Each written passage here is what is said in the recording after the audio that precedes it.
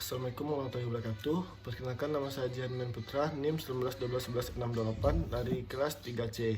Baik, di sini saya akan membacakan mapping tentang stroke. Yang mana adalah definisinya, stroke merupakan salah satu penyebab kematian terbesar. Stroke adalah kehilangan fungsi otak yang disebabkan oleh terhentinya suplai darah ke bagian otak. Keadaan di mana sel-sel otak tidak berfungsi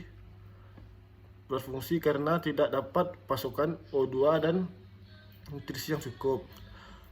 Anatomi fisiologi otak. Susunan otak pusat terdiri dari otak dan modula spinalis. Susunan saraf kiri fungsinya adalah menghantarkan informasi bolak-balik analisa seperti dengan bagian tubuh lainnya. Otak merupakan bagian utama yang sistem saraf dengan komponen bagiannya adalah: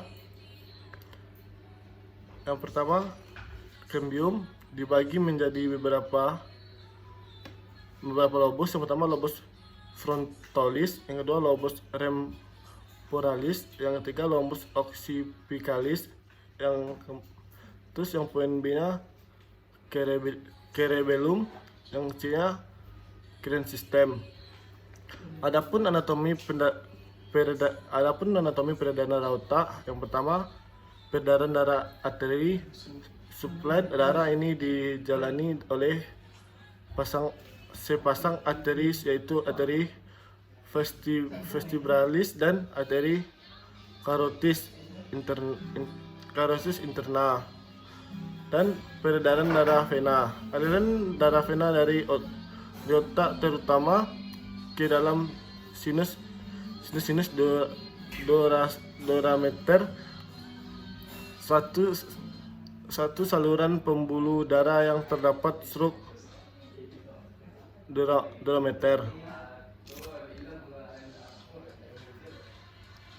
Klarifikasinya, stroke dibagi menjadi dua jenis, yaitu pertama stroke hemoragik, stroke yang disebabkan oleh pecahnya pembuluh darah di otak. Yang kedua adalah stroke iskemik, yaitu non hemoragik, tersumbatnya darah yang menyebabkan aliran darah ke otak sebagian atau keseluruhan terhenti. Stroke iskemik dibagi menjadi 4 jenis, yaitu yang pertama TIA atau transit ischemic attack, yaitu stroke.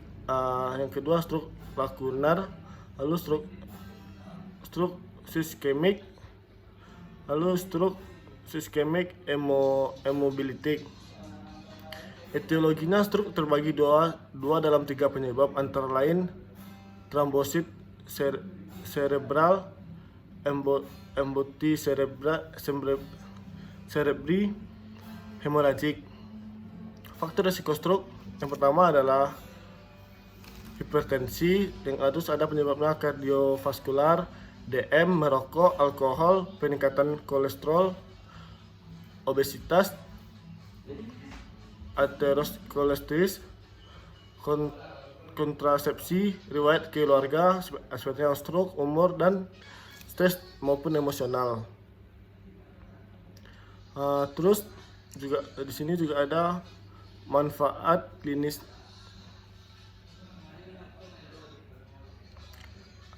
Adanya manifestasi klinis: gangguan pembuluh darah vertebralis, kehilangan keseimbangan, nitrinus, vertigo, gangguan menelan, gangguan gerak bola mata, sehingga di papila kedua tampilan dari satu objek.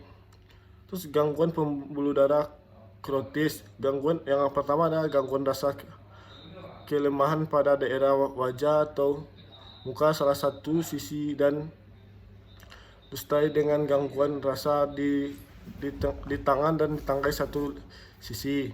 Terus gangguan gerak, gangguan bicara, gangguan urin, dan gangguan minum. Lalu patofisiologi stroke. Jika aliran darah ke setiap bagian otak terhambat karena trombosit dan embolus, maka terjadilah kekurangan O2 ke jaringan otak. Kekurangan selama 1 menit dapat mengarah kepada gejala yang didapat pulih seperti kehilangan kesadaran. Jika kekurangan O2 dalam waktu yang lama, maka menyebabkan nekrosis mikroskopik neuron. Area nekrotik serselur namanya infeksi stroke karena embolus dapat merupakan akibat dari kekurangan darah, udara, plaque, ateroma, plakmen lemak pada stroke, trombosit atau metabolisme, maka otak akan mengalami iskemik dan inflek sulit ditemukan. Gangguan pasokan aliran darah otak terjadi di mana saja di dalamnya. Arteri yang membantu sirkulasi arteri karotis interna dan sistem vertebrobalisar. Sekian, terima kasih. Assalamualaikum warahmatullahi wabarakatuh.